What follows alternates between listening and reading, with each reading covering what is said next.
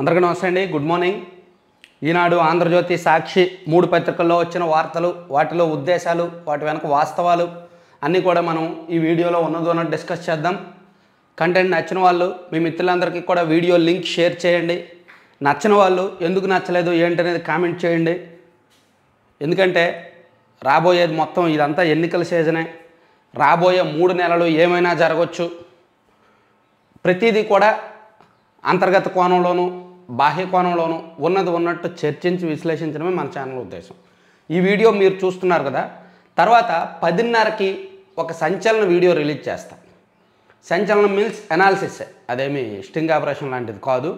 ఒక అనాలిసిస్ అంటే YCP BJP కలిపి గత 3 ఏళ్లలో ఎటువంటి నాటకాలు ఆడాయి, బీజేపీ ఎందుకు టీడీపీతో పొత్తు పెట్టుకుంటుంది, ఎవరి అవసరం, ఎవరి గేము, ఈ గేమ్ మొత్తం మీద గత 4 ఏళ్లలో ఏం జరిగింది, ఇదంతా కూడా సండే స్పెషల్ అనాలిసిస్గా కాసేపట్లో 10:30కి రిలీజ్ చేస్తాను, చూడండి.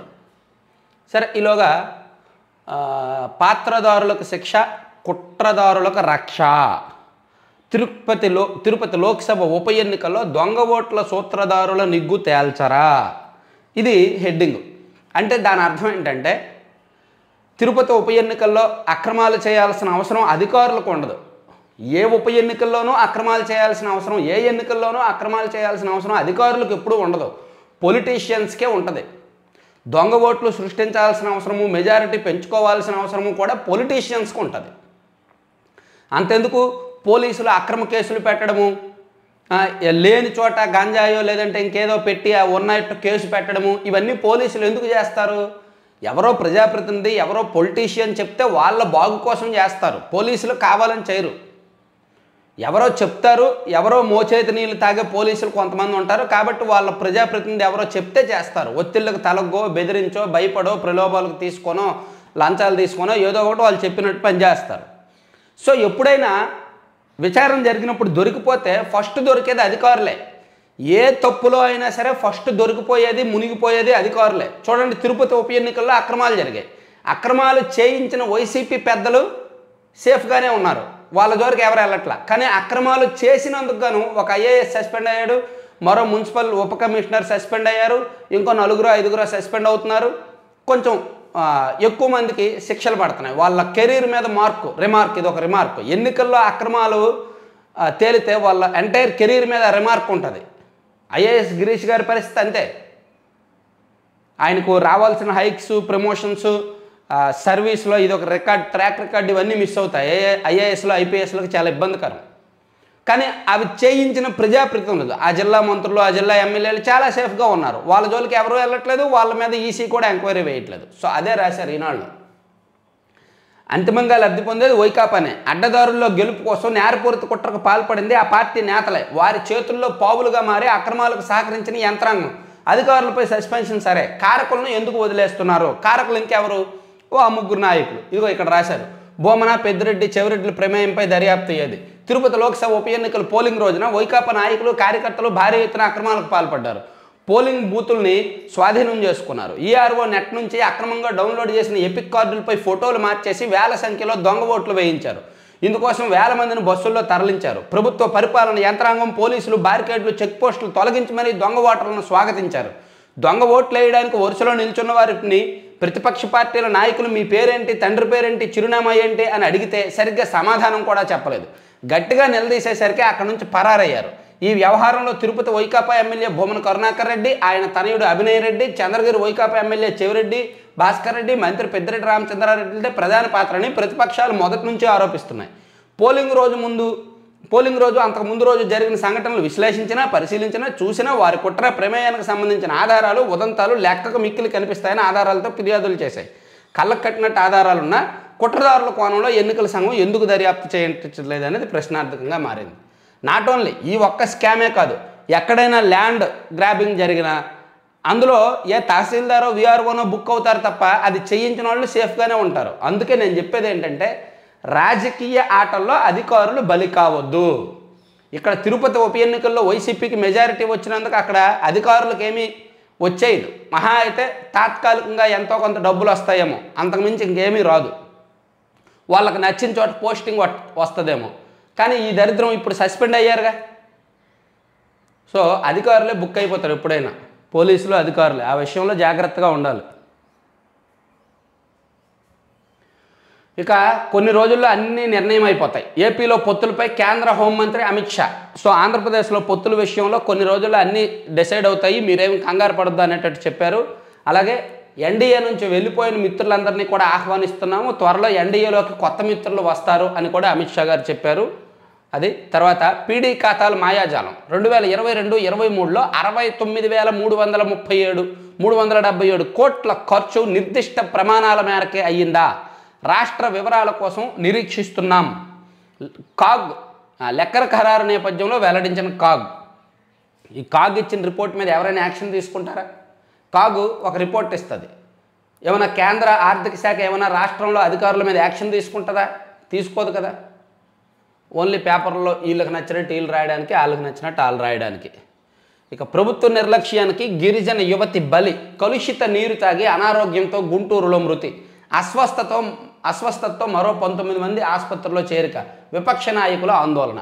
ఇది స్వాతంత్రం వచ్చి 76 సంవత్సరాలు, 75 సంవత్సరాలు దాటింది. ఆజాదీ కా అమృత్ మహోత్సవం చేసుకున్నాం. మనమేమో 124 సార్లు బటన్లో నొక్కాం. 4.4 లక్షల కోట్లు ప్రజలకు పంచిపెట్టాం డీబీటీ నాన్ డీబీటీ రూపంలో. తీరా దాని రిజల్ట్ ఏంటంటే ఇది. కలుషిత నీరు తాగి యువత మృతి చెందింది. సిగ్గుండాలి మన రాష్ట్రంలో చాలామందికి. ఎన్ని లక్షల కోట్లు ఎంత పంచితేనే తాగడానికి నీళ్లు లేకపోతే కనీస అవసరం తాగడానికి నీళ్లు, వేసుకోవడానికి బట్ట, ఉండడానికి గూడు, ఇవన్నీ కనీస అవసరాలు. తినడానికి తిండి, ఇవి కనీస అవసరాలు. ఇవి కూడా మనం తీర్చలేకపోతే ఎన్ని లక్షల కోట్లు పంచితే ఏముంది, ఎన్ని సంవత్సరాలు అయితే ఏముంది?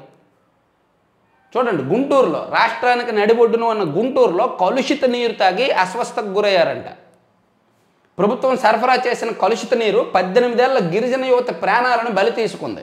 మరో 19 మంది అనారోగ్యం పాలు కావడానికి కారణమైంది.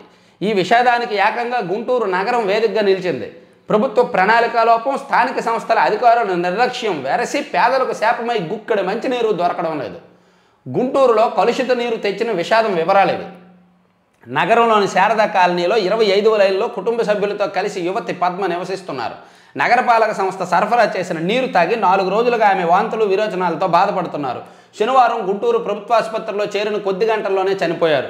ఈ నీరు తాగిన వారిలో మరో 19 మంది ఆసుపత్రిలో చికిత్స పొందుతున్నారు. చూసారా, ప్రభుత్వం నగరపాలక సంస్థ సరఫరా చేసిన నీళ్లు తాగి చనిపోతుంటే ఇంకా ఏ నీళ్ళు తాగాలండి? మరి దీనికి కారణం ప్రభుత్వం కాదా? ప్రభుత్వ అధికారులు, ప్రభుత్వ పెద్దలు కాదా? ప్రభుత్వం సరఫరా చేసిన నీళ్లు తాగే ఇలా ఉన్నారంటే ప్రభుత్వం ఇవ్వాల్సిన కనీస అవసరాలు ఇవ్వట్లా. అలాగే ఈ స్కూల్స్ వచ్చేసరికి కూడా మేము ఇంటరాక్టివ్ ప్యానల్స్ ఇచ్చేస్తాము, మేము టోఫెల్ సెక్షన్ ఇచ్చేస్తామని చెప్తారు. తీరా స్కూల్స్ బాగు చేయండి. స్కూల్స్లో మరుగుదొడ్లు ఉన్నాయో లేవో చూడండి. స్కూల్స్కి మినరల్ వాటర్ ఇస్తున్నారో లేదో చూడండి. ఫస్ట్ అవి ఇచ్చి మిగిలినవి తగలబెట్టండి. అలా కాకుండా ఇంటరాక్టివ్ ప్యానల్స్ ఇచ్చేస్తున్నాం, డిజిటల్ బోధన ఇచ్చేస్తున్నాం, టోఫెల్ సెక్షన్ ఇచ్చేస్తాం. అవన్నీ ఎందుకు? అక్కడ బేసిక్ నీడ్స్ లేకుండా ఎందుకు? తాగడానికి నీరు ఇవ్వాలి, ఆ స్కూల్ శిథిలమవ్వకుండా చూసుకోవాలి, జాగ్రత్తగా చూసుకోవాలి. స్కూల్ పిల్లలందరికీ కూడా అన్ని సౌకర్యంగా ఉన్నాయో లేవో చూసుకొని కనీస వసతులు సమకూర్చి ఆ తర్వాత ఇవన్నీ ఉండాలి. కానీ ఇక్కడ చూసారా, గుంటూరులో నగరానికి మనకి నడిబొడ్డున ఏ మారుమూల ప్రాంతంలో కాదు, మన రాష్ట్రానికి నడిబొడ్డున ఉన్న గుంటూరు నగరంలోనే ప్రభుత్వం సరఫరా చేసిన నీళ్లు తాగి ఆ అమ్మాయి చనిపోయిందంటే ఇంకా చూసారా అలా ఉంది మన ప్రభుత్వ పరిపాలన. మనకు రాజకీయం మీద ఉన్న శ్రద్ధ, ప్రతిపక్షాల మీద కేసులు పెట్టడం మీద ఉన్న శ్రద్ధ, పంచ్ డైలాగులు కొట్టడం మీద ఉన్న శ్రద్ధ పరిపాలన మీద ఉండట్ల. ప్రజలకు మంచి చేద్దాం అనే దానిలో ఉండట్ల. ఇది సంగతి. కార్టూన్ చూడండి. ప్రధాని మోదీతో జగన్ భేటీ. ఇప్పటికీ ఎన్నిసార్లు ఢిల్లీ వెళ్ళి ఉత్త చేతులతో వచ్చారని లెక్క వేస్తున్నా సార్. ఈయన ఎవరో తెలుసుగా, జగన్మోహన్ రెడ్డి గారు. ఆయన ఢిల్లీ నుంచి వస్తుంటే ఇక్కడ ఆ ఆఫీసులో అసిస్టెంట్ అంటే లెక్కలేస్తున్నాడంట బోర్డు మీద. ఎన్నిసార్లు వెళ్ళి ఉత్త చేతులతో వచ్చారా అని. ఇదిగో ఇవన్నీ ఉత్త చేతులతో వచ్చినవేనంట. ఢిల్లీ వెళ్ళడం, ఉత్త చేతులతో రావడం, ఢిల్లీ వెళ్ళడం, ఉత్త చేతులతో రావడం, అది లెక్కలేస్తున్నాడంట. అది ఇది సంగతి కార్టూన్లో ఇచ్చారు. సో ఈ రోజు నుంచి నారా లోకేష్ గారి శంఖారావం జరగబోతోంది. ఈ శంఖారావం ఉద్దేశం ఏంటంటే పాదయాత్ర జరగని నియోజకవర్గాల్లో నారా లోకేష్ గారు పర్యటిస్తారు. పాదయాత్ర ఎక్కడెక్కడ జరగలేదో ఆ నియోజకవర్గాల్లో నారా లోకేష్ గారు కార్యకర్తలతో మీటింగ్ అవ్వడం, బహిరంగ సభలు నిర్వహించడం, అలా రోజుకు 3 నియోజకవర్గాల చొప్పున దాదాపుగా 70 నుంచి 80 నియోజకవర్గాల్లో ఉంటాయన్నమాట. అలాగే రాష్ట్ర ప్రయోజనాల కోసమే పొత్తులు. జనసేన అధ్యక్షుడు పవన్ కళ్యాణ్, జనసేన పార్టీకి జనహితం, రాష్ట్ర సమగ్రాభివృద్ధే ప్రాధాన్యం. విస్తృతమైన రాష్ట్ర ప్రయోజనాలను దృష్టిలో ఉంచుకొని ప్రజల సంక్షేమం కోసమే పొత్తుల దిశగా ముందుకు వెళ్తున్నామని పవన్ కళ్యాణ్ గారు చెప్పారు.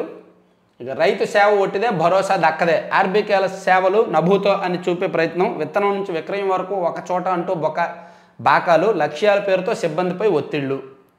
ఆర్బీకే కార్యాలయాలకి బిల్లులు కూడా రావట్లా, అద్దెలు కట్టడానికి డబ్బులు కూడా లేవు. ఇక ఉన్నత విద్య ఊపిరి తీసిన ఉన్మాద పాలన, జగనన్న పాపాలు అనే పేరుతో ఈనాడులో గత కొన్ని రోజులుగా ఆర్టికల్స్ వస్తున్నాయి. సో వాటిలో భాగంగా ఈరోజు ఉన్నత విద్యను ఏ విధంగా పక్కదారి పట్టించారు చాలా క్లియర్గా తెలిసిపోద్ది. యూనివర్సిటీల్లో వీసీలని ఎవరు, యూనివర్సిటీల్లో ఏం జరుగుతున్నాయి, యూనివర్సిటీల్లో పార్టీ కార్యక్రమాలు జరుగుతున్నాయి, యూనివర్సిటీల్లో నాయకులకు జేజేలు పలుకుతున్నారు, యూనివర్సిటీలు వీసీలే సాక్షాత్తు రాజకీయ పార్టీల సమీక్షలో పాల్గొంటున్నారు. సో ఇంక వాళ్ళు ఏమి అందిస్తారు ఉన్నత విద్య? రాష్ట్రంలో తొలి విశ్వవిద్యాలయం ఆంధ్ర విశ్వకళా పరిషత్తు. 9.5 దశాబ్దాలకు పైబడిన చరిత్ర దాని సొంతం. కట్టమంచి రామలింగారెడ్డి, సర్వేపల్లి రాధాకృష్ణన్ వంటి మహోన్నత ఉపకులపతులు మార్గదర్శకత్వంలో విశిష్ట విద్యాలయంగా ఏయు వాసికెక్కింది. హీరేన్ ముఖర్జీ, మహదేవన్, సూరి భగవంతం వంటి ఆచార్యులతో అది సరస్వతీ కోవెలుగా ప్రసిద్ధి చెందింది. తన మోచేతి నీళ్లకు గుటకలేసే పివిజిడి ప్రసాదరెడ్డిని ఉపకులపతిని చేసిన జగన్మోహన్ రెడ్డి ఆంధ్ర విశ్వవిద్యాలయం ప్రతిష్టతను బంగాళాఖాతంలో కలిపేశారు. ఏయు ఒక్కటే కాదు, రాష్ట్రంలోని యూనివర్సిటీలన్నీ ఇప్పుడు జగన్ భజన మండళ్లుగా తయారయ్యాయి. జగన్మోహన్ రెడ్డికి పాదపూజలు, ఆయన చిత్రపటాలకు పాలాభిషేకాలు చేసే అవిద్యావేత్తలతో అవి నిండిపోయాయి. సో విద్యావేత్తలని అవిద్యావేత్తలుగా మార్చేశారు. సో జగన్మోహన్ రెడ్డి గారు బొమ్మేసి ఉపకులపతి అంట, ఆ ఉపకులపతుల గుండెలు మొత్తం జగన్మోహన్ రెడ్డి గారే ఉంటారు అనేటట్టు ఇలా ఒక కార్టూన్ వేశారు. సో ప్రతి విశ్వవిద్యాలయం కూడా అలాగే నాశనమైంది అని, ఒక్కో విశ్వవిద్యాలయంలో ఏ విధంగా జరుగుతున్నది, ఆ ఉపకులపతులు ఏ విధంగా వ్యవహరిస్తున్నారు అనేది వేశారన్నమాట. అలాగే మహాస్వాప్నికుడు చంద్రబాబు, జస్టిస్ గోపాల్ గౌడ చేతుల మీదుగా నేడు పుస్తకావిష్కరణ. చంద్రబాబు గారి కోసం ఒక పుస్తకం రాశారంటే అది ఈరోజు ఆవిష్కరిస్తారంటే. తర్వాత ఢిల్లీలో సీఎం జగన్కు పరాభవం, అమిత్ షా అపాయింట్మెంట్ దొరక్క వెనక్కి, వైకాపా ఎంపీ రఘురామకృష్ణరాజు. సో ఢిల్లీ జగన్మోహన్ రెడ్డి గారు వెళ్ళి ప్రధానమంత్రి మోదీ గారిని, అలాగే ఆర్థిక శాఖ మంత్రి నిర్మలా సీతారామన్ గారిని కలిసి మాత్రమే వచ్చారు, అమిత్ షా గారిని కలవల. అంటే ఢిల్లీలో ఎటువంటి పొలిటికల్ డిస్కషన్స్ జరగలేదు, అసలు అపాయింట్మెంటే దొక్కలేదు, ఢిల్లీలో ఆయనకు అవమానం ఎదురైంది అని రఘురామకృష్ణరాజు గారు నిన్న చెప్పారు. అలాగే యాత్ర 2 సినిమాలో మొత్తం ఈ థియేటర్లన్నీ ఖాళీగా ఉన్నాయి, జనం తిరస్కరించారు. సో జగన్ బయోపిక్కే ఆదరణ లేదంటే జగన్ను జనం తిరస్కరిస్తున్నారనే అర్థం అని రఘురామకృష్ణరాజు గారు చెప్పారు. అది వాస్తవమే. యాత్ర 2 చాలా దారుణంగా ఉంది పరిస్థితి. యాత్ర 2 థియేటర్లన్నీ ఖాళీగా ఉంటున్నాయంట, కనీసం 10% ఆక్యుపెన్సీ కూడా లేదు. ఇక సాక్షికి వెళ్దాం. మట్టిలో మాణిక్యాలకు మెరుగు, వావ్, గ్రామీణ క్రీడాకారులను గుర్తు. మళ్ళీ వచ్చిందమ్మా, వచ్చిందమ్మా వయ్యారి. పోవా యాడ్, పోదా స్కిప్ యాడ్ లేదా? సరే ఆంధ్రజ్యోతికి వెళ్తా, మళ్ళీ వస్తా. పోన్లే, నాకు సాక్షి ఎంతో ఇష్టం కదా, సాక్షిలో వార్తలు ఇష్టం కదా, చదువుదామని నేను ఓపెన్ చేస్తే రావట్లా, యాడ్లు వచ్చేస్తున్నాయి. ఆల్రెడీ యాడ్ల రూపంలో సాక్షికి చాలా ఆదాయం ఉందిగా, ఈ కక్కుర్తి యాడ్లు ఎందుకు? ఈ పేపర్లో ఈనాడులో యాడ్లు రావు, ఈ పిచ్చి పిచ్చి యాడ్లు ఈనాడు ఓపెన్ చేస్తే రావు, ఆంధ్రజ్యోతి ఓపెన్ చేస్తే ఈ పిచ్చి యాడ్లు రావు, సాక్షి ఓపెన్ చేస్తేనే ఈ పిచ్చి పిచ్చి యాడ్లు అన్నీ వస్తాయి. కనీసం స్కిప్ యాడ్ కొట్టడానికి కూడా ఉండదు. ఆల్రెడీ ప్రభుత్వం వారానికి ఒకసారో, వారానికి 2 సార్లు, వారానికి 3 సార్లు యాడ్ల మీద యాడ్లు ఇస్తూనే ఉన్నారు, ఆదాయం పెరుగుతూనే ఉంది, సర్క్యులేషన్ పెంచుకుంటూనే ఉన్నారు. ఈ కక్కుర్తి యాడ్లు ఎందుకు? ఈ పేపర్ చదవడానికి కూడా లేకపోతే ఎలా మాస్టరు? వయ్యారే నువ్వు ఇంకెలవమ్మా, సరే వెళ్ళు పక్కనుండు. ఇది ఇక ఆంధ్రజ్యోతిలో ఒక ఇంట్రెస్టింగ్ వార్త రాశారు. హర్సిలీ హిల్స్ చేరిన యాత్ర దర్శక నిర్మాత ఉన్నారు కదా, హను వి రాఘవ, ఆయనకు ఆయన కోరిన చోట యాత్ర 2 చిత్రం బుడిబుడి అడుగులు వేసుకుంటూ థియేటర్లోకి అడుగుపెట్టింది, అక్కడ బోల్తా కొట్టింది. కానీ ఈ యాత్ర అంతటితో ఆగలేదు. అలా అలా వెళ్తూ వెళ్తూ ఆంధ్ర ఊటీ హార్సిలీ హిల్స్లో ఆగిపోయింది. చిత్ర దర్శక నిర్మాత మహి వి రాఘవ, నేను హను వి రాఘవ అనుకున్నా, సో హను రాఘవపూడి పేరు గుర్తొచ్చి అనుకున్నా, ఆయన వేరు ఈయన వేరు, చిన్న కన్ఫ్యూజ్. సో మహి వి రాఘవకు అక్కడ లాభం కార్డు పడుతోంది. సుమారు 20 కోట్ల విలువైన 2 ఎకరాల సర్కారు వారి స్థలం ఆయనకు అప్పగించేందుకు రంగం సిద్ధమైంది. ఎన్నికల ముంగిట వైఎస్ జగన్మోహన్ రెడ్డిని హీరోగా చేస్తూ ఎమోషనల్ ఫ్యాంటసీ డ్రామా తీసిన మహి వి రాఘవకు అందుతున్న అదనపు రెమ్యూనరేషన్ ఇదే. సొంత సినిమా దర్శక నిర్మాతకు రెమ్యూనరేషన్ హార్సిలీ హిల్స్లో 2 ఎకరాలు కట్టబెట్టేందుకు రెడీ. తండ్రి అధికారంలో ఉండగా క్విడ్ ప్రోకో, నాడు ప్రభుత్వం తరపున మేళ్లు చేసి సొంతానికి ముడుపులు మూటగట్టడం, తాను సీఎం అయ్యాక క్విడ్ ప్రోకో, నేడు తనను వెండి తెరపై ఆహా ఓహో అని పొగిడించుకొని ప్రభుత్వ ఆస్తులు ప్రైవేటు వ్యక్తులకు ఇవ్వడం, తారాదత్తం చేయడం. యాత్ర 2 పేరుతో తనను హీరోగా ఉదాత్తమైన లక్షణాలున్న కథానాయకుడిగా సినిమా తీసిన దర్శకుడు నిర్మాత మహి వి రాఘవకు ముఖ్యమంత్రి జగన్ భారీ పారితోషికం అందిస్తున్నారు. తన సొంత సొమ్ము ఎంత సమర్పించుకున్నా ఎవరికి ఏం అభ్యంతరం ఉండేది కాదు. కానీ ప్రజల ఆస్తిని ధారాదత్తం చేస్తున్నారు. ఆంధ్ర ఊటీగా పేరు పొంది స్వచ్ఛమైన వాతావరణానికి నెలవైన హార్సిలీ హిల్స్లో 2 ఎకరాల స్థలాన్ని మహీకి అప్పగిస్తున్నారంటండి. అదే పరిస్థితి. సో దీన్ని ఎవరు ఎలా చూస్తారో, ఎవరు ఏ విధంగా కామెంట్ చేస్తారో అనేది మీ ఇష్టం. తర్వాత త్వరలో ఎన్డీఏలో కొత్త మిత్రులు, టీడీపీతో పొత్తుపై త్వరలో వెల్లడి, అకాలీదళ్ లోక్దళ్తోనూ చర్చలు, మిత్రపక్షాలను గౌరవించి పదవులు ఇచ్చాం, కేంద్రంలో ప్రతిపక్షానికి మళ్ళీ అదే స్థానం, మోదీ 3వ టర్మ్లో భారత్ను అగ్రదేశంగా మార్చడమే అజెండా అమిత్ షా. సో టీడీపీతో పొత్తు విషయంలో అమిత్ షా గారు మాట్లాడారు. తర్వాత నేటి నుంచే శంఖారావం ఇచ్చాపురంలో ప్రారంభించడం లోకేష్.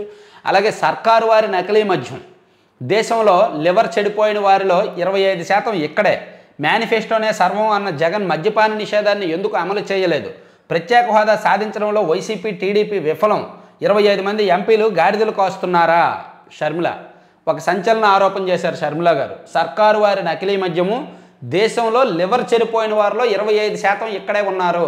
అంటే ఆంధ్రప్రదేశ్లో మద్యం పూర్తిగా నకిలీ మద్యం అమ్ముతున్నారు, దానివల్ల లివర్ చెడిపోతున్నాయి, దేశం మొత్తం మీద లివర్ చెడిపోయిన వారిలో 25% మన ఆంధ్రప్రదేశ్ వాళ్ళే ఉన్నారు అని ఒక సంచలనమైన ఆరోపణ చేశారు.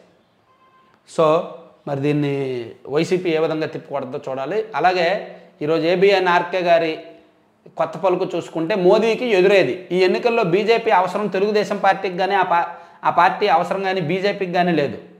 భారతీయ జనతా పార్టీ లేకపోయినా తెలుగుదేశం పార్టీ అధికారంలోకి వచ్చే అవకాశం ఉంది. అయినా పొత్తు అనివార్యం ఎందుకు అవుతుందంటే ఎన్నికలు సజావుగా జరగాలంటే కేంద్ర ప్రభుత్వం ముఖ్యంగా ఎన్నికల కమిషన్ సహకారం అవసరం. సో కరెక్టే, మనం చాలా సందర్భాల్లో చెప్పాం వ్యవస్థల సహకారం కోసమే చంద్రబాబు గారు బీజేపీతో పొత్తు అని. నేను చాలా సందర్భాల్లో చెప్పాను, మీకు కూడా గుర్తుండే ఉంటుంది. ఇక లోపల పేజీలకు వెళ్దాం, లేదంటే ఇంకోసారి సాక్షి ఇంకోసారి చూస్తానండి. పోయింది, ఓకే. సై అంటే సై, టీడీపీ జనసేన నేతల మధ్య పొత్తు కుంపట్లు. ఇదిగో మళ్ళీ వచ్చావమ్మా చిన్నారి, నువ్వు వచ్చావా ఈసారి? ఒయ్యారు వెళ్ళిపోయింది, నిన్ను పంపించిందా? Akshaya Patra, with your support their lunch can be hot and nutritions, provide mid day meals. So ఒయ్యారు వెళ్ళిపోయి నిన్ను పంపించిందా చింతల్లి? సాక్షిని నన్ను చదవనివ్వరా? సో అందుకే నేను కూడా ఆల్టర్నేటివ్ ఏర్పాట్లు చేసుకున్నా. సాక్షి మీరు చదవనివ్వట్లేదని నేను ఆల్టర్నేటివ్ ఏర్పాట్లు నేను చేసుకున్నా. ఇదిగో పీడిఎఫ్ ఓపెన్ చేస్తున్నా, ఎందుకంటే కొంతమంది సాక్షి అభిమానులు ఫీల్ అవుతున్నారు మీరు సాక్షి చదవట్లేదని. సో అందుకే నేను పీడిఎఫ్ ఓపెన్ చేశా. ఇదిగో సై అంటే సై, టీడీపీ జనసేన నేతల మధ్య పొత్తు కొంపట్లు, నియోజకవర్గాల్లో గొడవలకు దిగుతున్న ఇరు వర్గాలు. ఏం లేదే పెద్దగా ఏం కొట్టుకుంటున్నారేంటి? వైసీపీలో కొట్టుకుంటున్నారు. అది చూడండి, ముందు వైసీపీలోనే 2 వర్గాలు కొట్టుకుంటున్నారు. టీడీపీ జనసేన అంటే వేరు పార్టీలు, వాళ్ళు కొట్టుకుంటారు, కౌగులించుకుంటారు, పడుకుంటారు, నిద్రలేస్తారు, ఆడుకుంటారు, వాళ్ళ ఇష్టం. వాళ్ళిద్దరూ పరస్పర భిన్నమైన పార్టీలు, అవసరానికి కలుస్తారు, అవసరం లేకపోతే విడిపోతారు, వాళ్ళ ఇష్టం వాళ్ళది. కానీ వైసీపీ ఒకటే పార్టీ, వాళ్ళది ఒకటే జెండా. టీడీపీ జనసేనది వేరు పార్టీలు, వేరు జెండాలు, వేరు అజెండాలు. కానీ వైసీపీది ఒకటే పార్టీ, ఒకలే నాయకులు, ఒకటే జెండా, ఒకటే అజెండా. మరి ఆ పార్టీలోనే కొట్టుకుంటున్నారుగా. చాలా నియోజకవర్గాల్లో 2 వర్గాలు ఉన్నాయిగా, చాలా నియోజకవర్గాల్లో. అందుకేగా ఎమ్మెల్యేలు మారుస్తున్నారు. ముందు వైసీపీని చూడాలి. వైసీపీలో సై అంటే సై అంటున్నారు. సిట్టింగ్ ఎమ్మెల్యేలకు వ్యతిరేకంగా పనిచేయడానికి చాలామంది రెడీగా ఉన్నారు. సో జనసేన టీడీపీది ఏముంది, పొత్తు కలుస్తున్నారు, సక్సెస్ అయితే బాగుంటుంది, లేకపోతే లేదు, వాళ్ళు చూసుకుంటారు. మనం చూసుకున్న తర్వాత ఎదుటి వాళ్ళ మీదకు వెళ్ళాలి. ఏమంటారు? నేను చెప్పింది కరెక్టే కదా. సో మట్టిలో మాణిక్యాలకు మెరుగంట, గ్రామీణ క్రీడాకారులను గుర్తించడంలో సర్కారు నూతన వరవడంట, రాష్ట్రంలో ఆడుదాం ఆంధ్రాతో వెన్నుతట్టి ప్రోత్సహిస్తున్న ప్రభుత్వం అంట, దేశంలోనే తొలిసారిగా విస్తృతంగా పోటీల నిర్వహణ అంట, కనీ విని ఎరుగని రీతిలో 1.23 కోట్ల మందికి భాగస్వామ్యం అంట, 37.35 లక్షల మంది క్రీడాకారులు, 2.93 లక్షల మ్యాచ్లు, గ్రామ మండల జిల్లా స్థాయిలో ముగిసిన పోటీలు, ప్రస్తుతం విశాఖ వేదికగా రాష్ట్ర స్థాయిలో తుది దశ పోటీలు, cricket, volleyball, badminton, kabaddi, kho kho పోటీలు. మన పాంప్లెట్ మనం ఏదైనా రాసుకుంటాం. ఆడుదాం ఆంధ్ర ఎలా జరుగుతుందో, ఎలా జరిగిందో, అందులో రాజకీయం ఏంటో, ఆ బొమ్మలు ఏంటో, ఆ ఫోటోలు ఏంటో, ఆ గొడవలు ఏంటో, ఆ బ్యాట్లు ఇరిగిపోవడం ఏంటో రాష్ట్రంలో అందరూ చూశారు. మన పాంప్లెట్ కదా, మన ఇష్టం వచ్చినట్టు మనం రాసుకుంటాం. ఇక నారాయణలో వడ్డీ దుకాణం, టీడీపీ ఎన్నికల ఫండ్ కోసం నగదు వసూళ్లు, రూ. 5 వడ్డీకి ప్రకాశం, నెల్లూరు జిల్లాల వారితో వ్యాపారం, నారాయణ కాలేజీల్లో 4 కౌంటర్లు, 4 రోజుల్లోనే 650 కోట్లు వసూలు, రహస్య ప్రాంతాల్లోకి నగదు, అక్కడి నుంచి జిల్లాలకు. సో నారాయణ కాలేజీల్లో అంట 650 కోట్లు వసూలు చేశారంట. ఈ ఎన్నికల టైంలో పంచడానికి రకరకాల వ్యాపారుల నుంచి వడ్డీకి డబ్బులు తీసుకున్నారంట. ఆ వడ్డీకి డబ్బులు తీసుకొని 650 కోట్లు వసూలు చేశారంట. ఇది అక్రమం అని చెప్పి దీని మీద సాక్షిలో రాశారు.